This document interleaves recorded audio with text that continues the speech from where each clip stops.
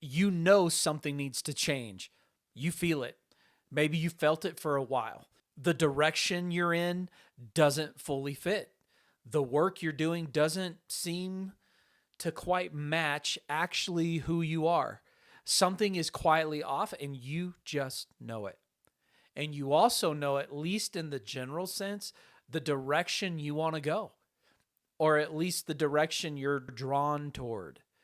There's something pulling, something that surfaces in quiet moments and then gets buried again under the noise of the day. But you haven't moved. Not really.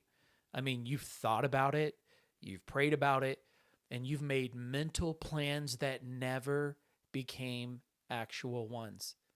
And every time you get close to making a real move, something stops you. Today, I want to talk about what that something actually is, because I think most people call it wisdom or timing or waiting on God. And sometimes it is those things. But a lot of the time, if we're being really honest, like I need to sometimes, it's something else. And naming it is the beginning of getting unstuck. Hey, I'm Jory. Welcome to the Refinement Room. Today, we're starting a new series specifically for people in calling and in career transition. I mean, people who know something needs to change and can't quite seem to make the move. And we're going to cover fear, gifts, and how to find direction when you genuinely don't know where to start. Today, we're beginning with the thing that is in the way for most people. It's not information, it's not strategy, and it's not circumstance. It's fear. And specifically, the fear of making the wrong move. Let me tell you about a pattern in my own life that I didn't recognize for a long time because it was wearing a very convincing disguise. I've turned down or delayed opportunities more times than I'm proud of. Some of those decisions were genuinely wise. I mean, timing wasn't really right, the direction was not clear. Spirit led patience is a real thing, and I've experienced it. Some of them, and I can see this clearly now when I'm looking back in retrospect, were something else entirely. They were fear wearing the costume of wisdom. There was one opportunity in particular, a direction that I had been sensing for a while. Something felt like a genuine calling, where I spent a better part of 2 years finding reasons not to move. I mean, logical reasons, responsible reasons. The finances weren't perfectly positioned. The timing could be better. I needed more preparation. I should wait for more clarity.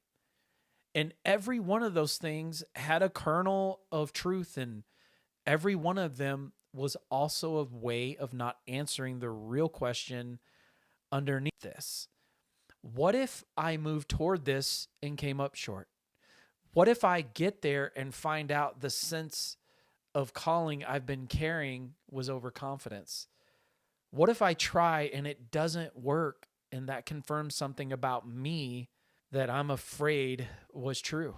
Those are not logistical questions. Those are identity questions.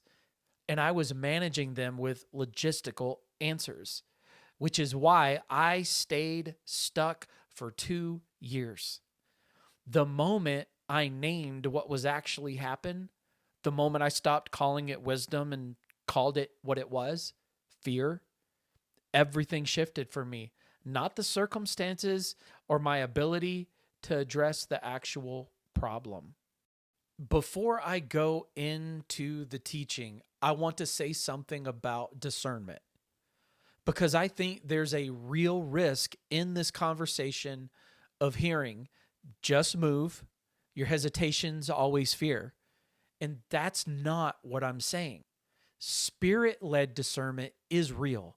Genuine seasons of waiting are real. Not every hesitation is fear, and not every no is avoidance. What I am saying is that for most people in the conversations I've had about calling and transition, the hesitation has more fear in it than they've acknowledged. And the work of discernment, it requires being honest, asking not just, is this the right move, but also, what is the hesitation actually about? Where is it coming from? That honest examination is not the enemy of wisdom, it is wisdom. Point number one is the fear of the wrong move is almost always identity fear. And here's the thing about fear of making the wrong move that most people miss is almost never actually about the move. Those are not fears about a decision. Those are fears about what the decision's outcome will say about who you are. This distinction matters enormously because if you treat the fear as a logistics problem, just gather more information, make a better plan, reduce the risk, you will stay stuck. The root is identity, not strategy. And identity fears are not solved by strategy. They are solved by going to the identity underneath and addressing it. So Jamie Winship, he puts it this way: fear-based thinking always asks, what will happen to me?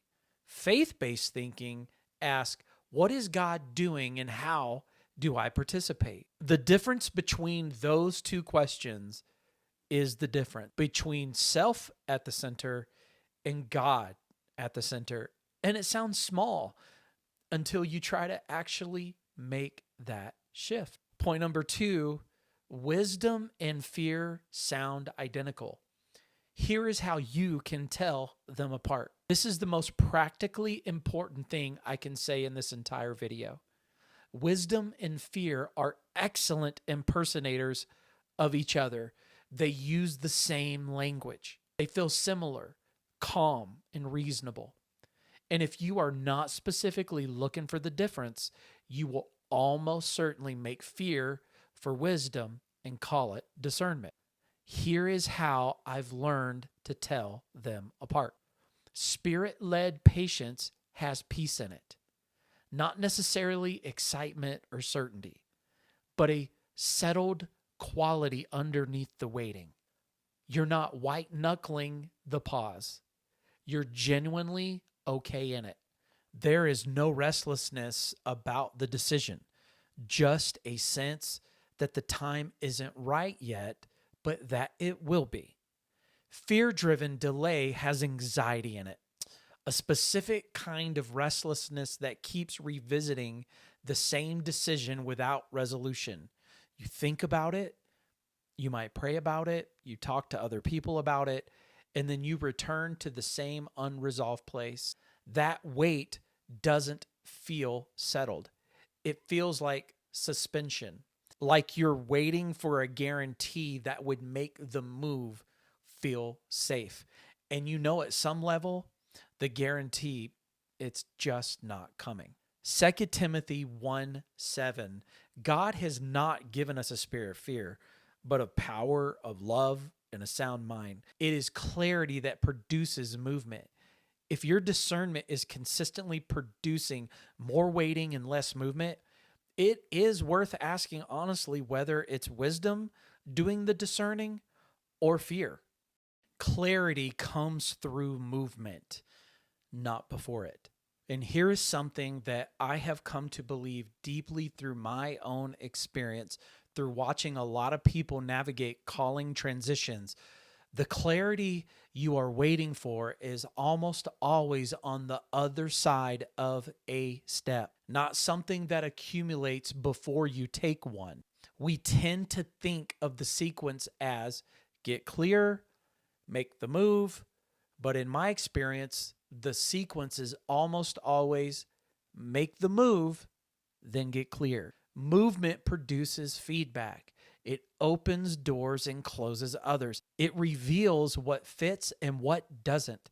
It develops gifts you didn't know you had and exposes limitations that inform the next step. None of that is available when you're being still. The information is only accessible through movement. The disciples weren't waiting at home for their calling to crystallize when Jesus showed up. They were already doing something. Moses was in the middle of an ordinary day of shepherding when the burning bush appeared. Gideon was threshing wheat. The call came in the middle of movement, not in the middle of waiting for perfect conditions.